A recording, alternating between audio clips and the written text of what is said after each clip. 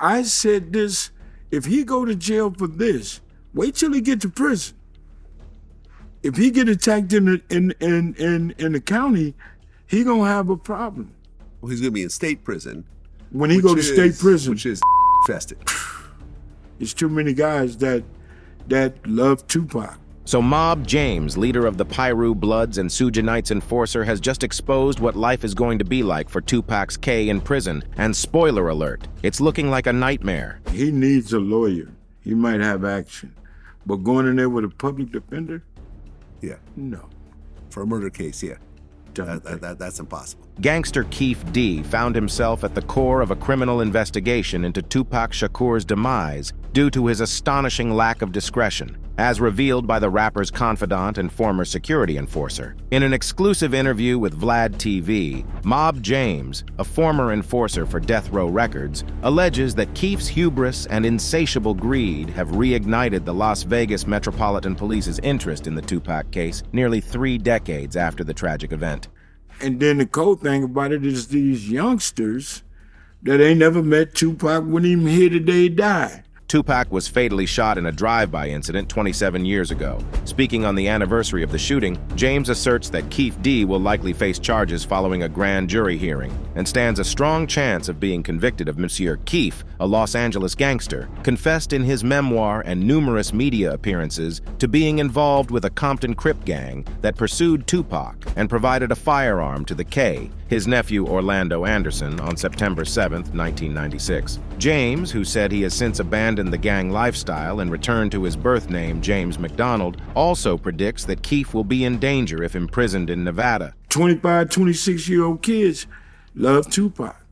And I said to Reggie, he gonna have a problem when they find out he's the guy that Tupac. What Keef did was take things too far, according to James. He boasted to too many people about his involvement, seeking money, fame, and attention in the social media realm. While the notorious gang conflicts of the 90s between the East and West Coasts have subsided, there remains concern for Keef's safety if he faces incarceration. Mob James, a prominent figure from the era known for his involvement with Suge Knight's Death Row Records, highlights the potential for retaliation. He suggests that Keef, once in prison, may encounter individuals who harbor animosity towards him, particularly due to his perceived role in the events surrounding Tupac's Monsieur James, who now focuses on youth outreach to deter gang violence, emphasizes that Keef's portrayal of himself as a feared figure in jail is exaggerated. He asserts that Keef's true background primarily involved dealing rather than the formidable reputation he claims. Through initiatives like his podcast and involvement with youth-oriented cryptocurrency projects, James aims to steer young people away from the dangers of street life. He recounts instances where his efforts have led to positive outcomes,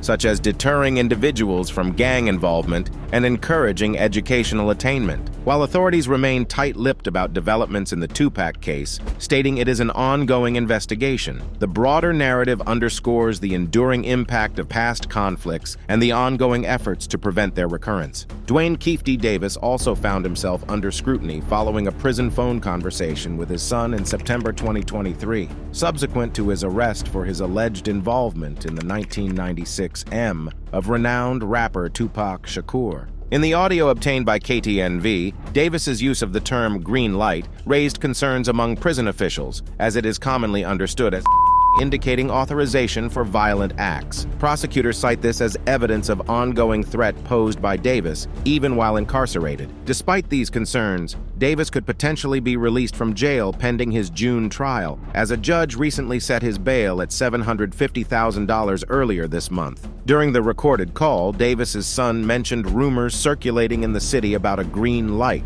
to which Davis responded affirmatively, indicating a readiness for conflict. Prosecutors interpret this exchange as indicative of Davis's continued involvement in violent activities. Moreover, prosecutors expressed worries over the green light threat, prompting federal intervention to relocate at least one witness for their safety. They argue that such actions demonstrate both Davis's awareness of guilt and his potential danger to the community. Although Although the court filing highlighted the alleged implications of the term green light, it did not reference any explicit instructions from Davis to harm individuals involved in his case. Nevertheless, prosecutors urged Judge Carly Kearney of the Clark County District Court to keep Davis in custody, emphasizing his purported role as a key figure in Tupac's fatal.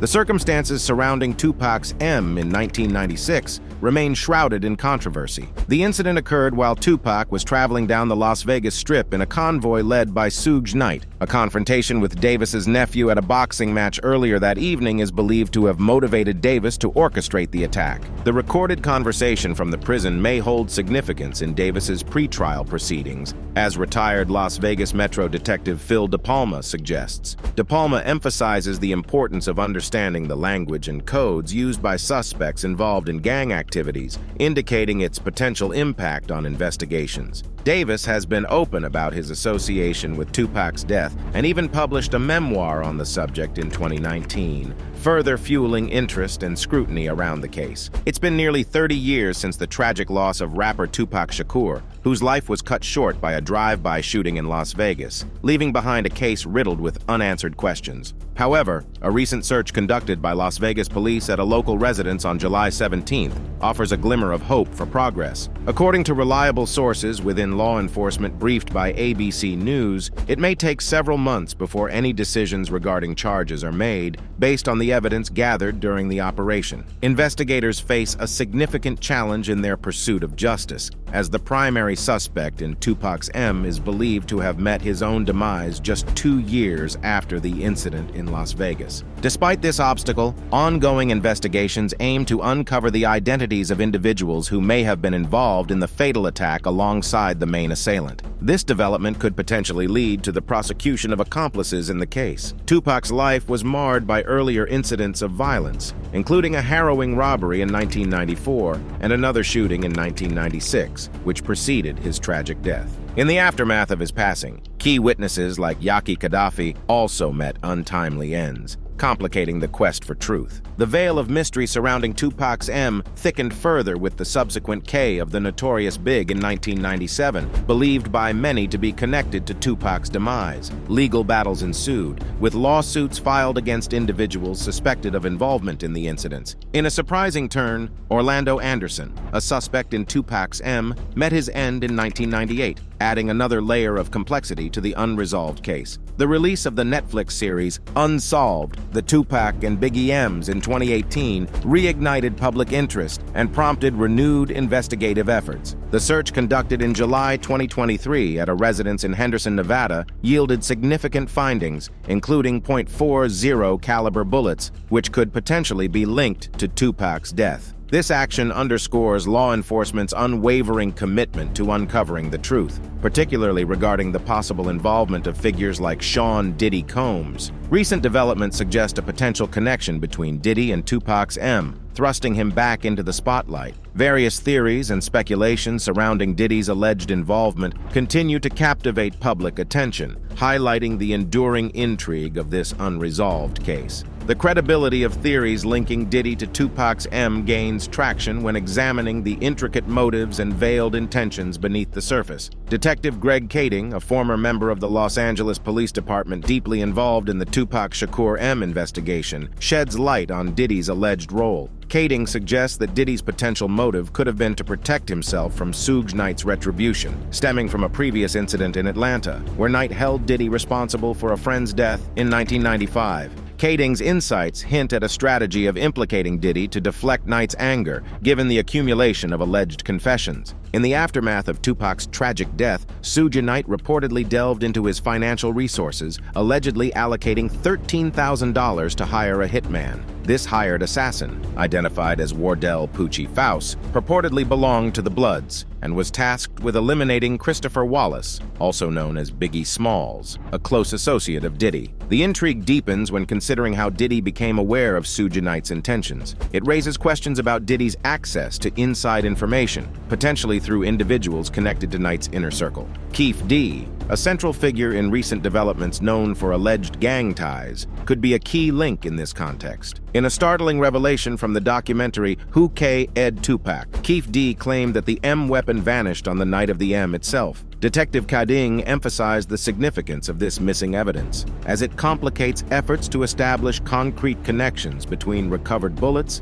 and the homicide. The mysterious disappearance of the M weapon poses a significant obstacle to the investigation, hindering efforts to establish definitive evidence. However, with Keefe's recent arrest, there's renewed hope for progress in resolving this long-standing mystery. Yet, concerns persist about Keefe's safety in jail, given the widespread awareness and passionate pursuit of Tupac's mayor by the public. Tupac's fame transcended boundaries, reaching even prison walls, where his music resonated with inmates. This widespread awareness raises concerns about Keefe's safety within the prison environment, especially if fellow inmates, also Tupac enthusiasts, discover his involvement in the case. Correctional authorities will need to take careful measures to ensure his safety during incarceration, considering the potential risks posed by inmates who may harbor strong sentiments about Tupac and the unresolved case. In a recent development, Rodney Lil Rod Jones has come forward alleging disturbing behavior by Combs, including harassment